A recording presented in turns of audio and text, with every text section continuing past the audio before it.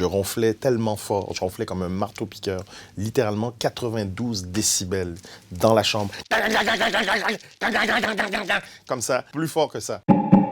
J'ai découvert à 37 ans ou 38 ans que je souffrais d'apnée du sommeil. On m'envoie voir une pneumologue qui me dit en fait, vous faites de l'apnée du sommeil sévère. On a fait une polysomnographie, donc on m'a branché partout. J'ai passé la nuit à l'hôpital et on a vu que voilà, je respirais, je respirais pas beaucoup. Elle a dit, je ne sais même pas comment vous faites pour tenir debout. Ça doit faire une vingtaine d'années que vous en faites. Vous ne récupérez jamais. Je me souvenais jamais de mes rêves.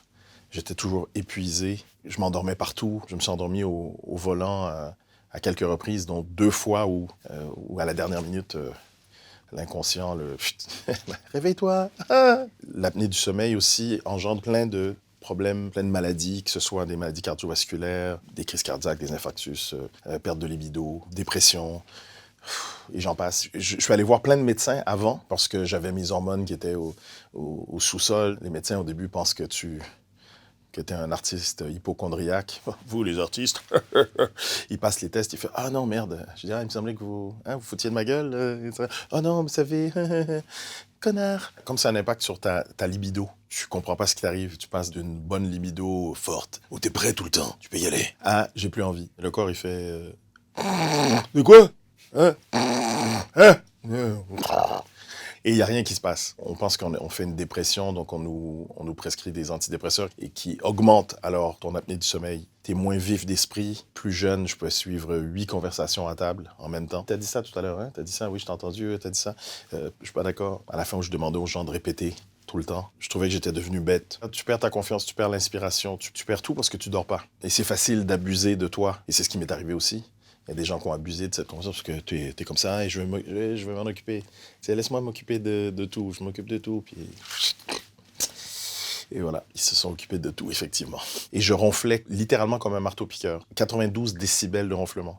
Donc, ma femme, en tournée, elle allait dormir dans la baignoire de la chambre d'hôtel parce que je faisais tellement de bruit. Tu t'étouffes, c'est comme si on t'étranglait toute la nuit et puis ton cerveau est sous-oxygéné. Moi, ça durait entre 15 secondes et 1 minute et demie.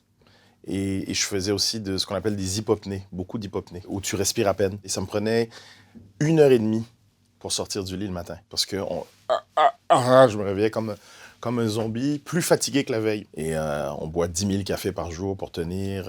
Surtout, on pense qu'on devient fou. Je faisais même, à un moment donné, des espèces d'hallucinations. Ça m'est arrivé de voir des gens, des entités. Et je gardais toute mon énergie pour 2 heures le soir. La pneumologue est venue me voir en spectacle, elle dit juste... Comment vous faites pour fonctionner, pour tenir debout, pour faire ce que vous faites? Mais je dis, je suis un zombie toute la journée.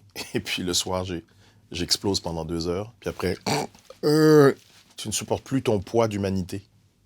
Je trouvais que ma carcasse était lourde, que tout était une montagne. Je voulais pas me suicider, mais je disais, si je meurs là, ça va. Après avoir été diagnostiqué, j'ai compris que mon père en faisait aussi. Mon père a eu tout ce qu'on pouvait avoir avec l'apnée du sommeil. 2 quadruples pontages, embonpoint, transplantation cardiaque. C'est après où j'ai réalisé que c'est ça qui l'a tué. On peut en mourir, oui. Il y a certaines personnes qui arrivent avec le CPAP à guérir après 3, 4, 5 ans. Rarement, mais ça arrive. Il y a des personnes qui utilisent une orthèse dentaire. En fait, ça avance notre mâchoire inférieure pour ouvrir les voies respiratoires. D'autres personnes utilisent des médicaments parce qu'ils font des apnées neurologiques. Moi, je fais de l'apnée obstructive, donc c'est les voies respiratoires, c'est les muscles ici de la gorge qui s'affaissent et qui empêchent l'air de passer. D'où l'utilité de cette machine-là qui envoie de l'air dans les voies respiratoires, qui ouvre tout ça à la gorge et on arrive à respirer. La plupart du temps, il faut utiliser cet appareil-là à vie. Je sais que c'est pas très sexy parce que